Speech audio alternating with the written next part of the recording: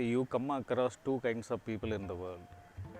One who does charity for the purpose of getting publicity. The second category is silent performers. So as far as Ratna madam is concerned, I think she belongs to the later category. It was very normal, like all brother and sister, who grew up together. We used to play, and I'm a little older than him, so he was a younger brother of mine, very protective, very gregarious. It was so good. I had a very pleasant memories of my childhood. When he was in +2, we saw that he wanted to spend most of the time alone. He will sit in a corner, and throughout the day he will be studying, and he says, I'm studying. So obviously when he's studying, nobody disturbed him because of board exams. My mom used to in fact tell me, look, you don't study and look at your brother, what hard working he is. And he also used to tell me, you must concentrate on studies. You spend most of the times listening to music and songs and all that, so you must study. He used to counsel me actually. It was like that. The family, especially my mother, was not able to accept that there is anything wrong with him, because someone commented, in our neighborhood that he's not okay mentally. That really hurt her so badly that she cried and cried. She says, you mean to say ye pagal ho gaya? In Hindi she said, pagal hai ye? Pagal hai to pada kaise? When my mother was not around that time with me, so I took him to a doctor, and that was Dr. Menon. She saw him and she said, after all the tests, she told me that he suffers from schizophrenia. And schizophrenia to me was, I had seen a movie called Raat aur Din of Nargis Dutt, in which she is a different, she turns into a different woman, and daytime she is different, very different personalities. I understood schizophrenia as that only. So I was thinking, but it's nothing like that. But then she explained to me, don't worry, now there are a lot of medicines for this, there is counseling for this, a lot of things are there available, so not to get worried. And that time I told her, look, I'm very troubled because of keeping him at home, because my in-laws and my family, they are not very supportive, and so please, if you can send him somewhere, I'll be very utterly grateful to you. Then she said, don't worry. Then she sent me to SCARF. Absolutely not. He never appreciated me going and helping my brother, because he felt it's none of my business. He thought that his life is, his family is me, him, his kids, and he had a very active social life, partying and this and that, where I was also very much a part of it. But then this happened, and then obviously my attention was here, this side, and I could not bring myself to think that I'll enjoy my life with like this, where my father, mother and my brother is suffering. And see, my father passed away, and he was a pensioner with meager pension. He was not able to afford my brothers, leave alone himself, his medicines and his, it was very difficult. And if I had left them alone, he would have withered away and died. There was no way he could have lived. So I couldn't be so selfish to think. So we talked over it, and he felt that, look, this is not the life I think of for myself. And I said, this is not the life I think of myself.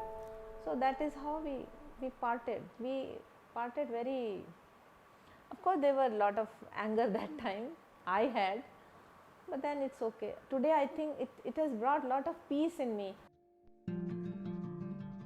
And they said, if you all get together and start an organization, a society where you can address a lot of problems. That is how Asha was born. It was a lot of struggle for us all these years, because we did not know how to run a society. We all pulled in, all of us, gave money. All the family members, those days we used to collect 100 rupees as membership fees. So because mental illness was, even today, it is not 100% curable. You have to live with it, and people can lead a near normal life, that's what we say. But those days when it started, it was quite a hopeless situation. So that is why we said hope. Let it be Asha. She is instrumental for many of our inmates recovering from mental illness. She is running this home as a missionary zeal. Actually, it's a rehabilitation center. So we also have to keep in mind that people we are taking will not trouble the other people, because many of them are very stable, most of them are very stable, some of them are little sick. So if they are very violent and troublesome, then other people get affected, they get scared. To people and say, you give job to people with disability, they'll say yes, we do that. Physical disability, most welcome. Even hearing impaired or visually impaired, most welcome. The moment you talk about mental illness, there is a silence, because they say, oh, but will he be violent? But will he do this? Will he do that? That's a very big challenge. That is how we thought of, Asha thought of doing our own things, small things. Sustaining is a very big challenge. Sustaining a job for them is a very big challenge. The reason is, again the stigma, where they work, the people around them need to be counseled. I see a very bright future for Asha. I feel that it is going to open a lot of avenues for other people who want to start family groups, like Asha model, they want to start. They can see that how Asha has worked. நான் madam நானும் பார்த்துருக்கேன் sir, கடந்த சில வருஷம் 7-8 வருஷமாக பார்த்துருக்கேன். அவங்க வந்து தனக்கு இல்லைன்னா கூட மற்றவங்களுக்கு தன்னுடைய மனசை திறந்து இது உணவு நம்ம உணவுக்கு எங்களுக்கு வேண்டிய உணவு பிடித்த உணவு பிடிச்ச உணவு உணவை தனக்கு மனசை கொடுத்துருவாங்க. Some of us, like the elderly inmates, we regard her as her elder sister, and the younger inmates, they regard her as her mother. So she has the role to play, dual role. One is that of a mother and one is that of a sister. Mrs Ratna, she considers me her own brother. My house brothers, they are rude to me. She is very soft natured, no rude or anything. She is sweet to us. Admire, she is so much high, so much multiple illness. She is taking interest in mental illness, something like a rare case, rare occurrence. We can't find such people at all. Ratna madam is just like a family member to me. So whenever she visits here, they simply go and hug her and kiss her. So that shows her affection towards the inmates. What I admire the most about my mother is, I guess her never giving up attitude.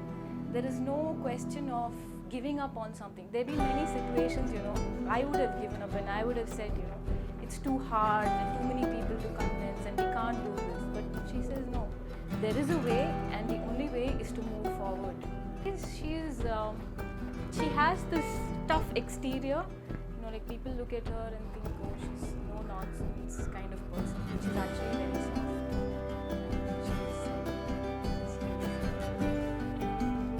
She's really soft and she gets taken in by a lot of sob stories like which people tell her, which I tell her, you have to be smarter about this. Which people immediately, automatically assume that she is, but she's not. She's quite the softie. Myself, I don't know what to say. And with a missionary zeal, she is running. You can say like a Mother Teresa, she is here. She is a social service madam with taking care so much. ஒரு வாரத்தில் சொல்ல போனாக்கா மொத்தத்துலேயே எங்களுக்கு இது போல் இந்த சிட்டியில் எத்தனை ஓம் இருக்குது எனக்கு தெரியாது. ஆனால் அந்த ஓமில் எங்கள் ஓம் ஃபஸ்ட் கிளாஸ் மேடம் எங்களுக்கு ஒரு அன்பான பார்த்துக்கிற ஒரு தாய், என் பெற்ற தாய் மாதிரி, அது மாதிரி ஆள் எங்கேயுமே இருக்காதுன்ற நம்பிக்கை எனக்கு. One word, I would say strong. Or if I had to say 3 words, I would say she's the epitome of strength. I'm very optimistic, I can say that. Very highly duty conscious and very optimistic. I don't miss social life at all. For me, I'm so absorbed in this. It gives me tremendous satisfaction and happiness, actually, to tell you the truth. I really don't miss social life. I don't know what you mean by social life. First of all, from morning till evening, I'm busy in my commercial activity, that is my work. And then I keep thinking about what I should do for them. For me, it's a very big, I've taken it as a challenge to, you know, do something to make difference in the lives of people with mental illness. What I did is right way, that's correct. Thinking of what I did, for me to decide to split was a very right decision. If I had not done, I don't think I would have been again a crying housewife, doing some stupid things and, you know, hurting myself. I met different people, they made difference in my life and they believed in what I am doing and they helped me. There is only one regret: if my partner also had supported me, things would have been very good, you know. Maybe that is the only regret I have. There have been many situations, you know, I would have given up and I would have said, you know, it's too hard, there are too many people to convince and we can't do this. But she says, no, there is a way and the only way is to move forward.